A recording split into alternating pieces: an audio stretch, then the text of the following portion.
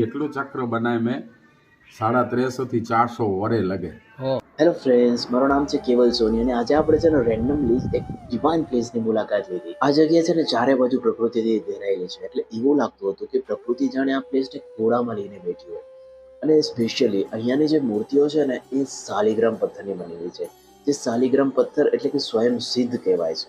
ત્યાં એક અદ્ભુત શિવલિંગ આવેલો છે જેનું નામ છે સહસ્ત્રલિંગ મહાદેવ। આ શિવલિંગની અંદર 1000 નાના નાના શિવલિંગો આવેલા છે। ત્યાંના વાઇબ્રેશન અને એનર્જી એટલા પોઝિટિવ છે કે ત્યાં કને આપણે ગમે એટલા કેઓસથી ભરાયેલા હોઈએ ને ત્યાં જઈએ તો શાંતિ જ ફીલ થાય એવું લાગે આપણે ત્યાં। અને ત્યાં કને ત્યાં એક ધાર્મિક લાઇબ્રેરી પણ છે જ્યાં ધાર્મિક પુસ્તકો રાખેલી છે। આપણે આ જગ્યાના સુંદર દ્રશ્યો અને શાંતિ તો જોયા, હવે આ જગ્યાનું શા માટે આટલું ઇમ્પોર્ટન્સ છે ને એ ત્યાંના જ એક બ્રાહ્મણ પાસેથી જાણી। देवपुरा ये पांचो मंदिर है, कर्कवृत मत है। मंदिर की लाइन में उज्जैन जो मंदिर है महाकालेश्वर जो, इन्होंने लाइन में जगन्नाथपुरी में जगन्नाथ भगवान जो मंदिर है।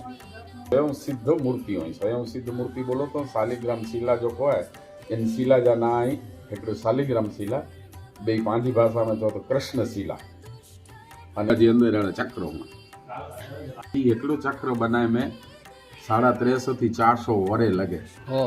જો તમને આ જગ્યાનું નામ અને એડ્રેસ જાણવું છે તો કોમેન્ટ કરો પ્લેસ, અને બધી ડિટેલ હું તમને ડીએમમાં મોકલીશ।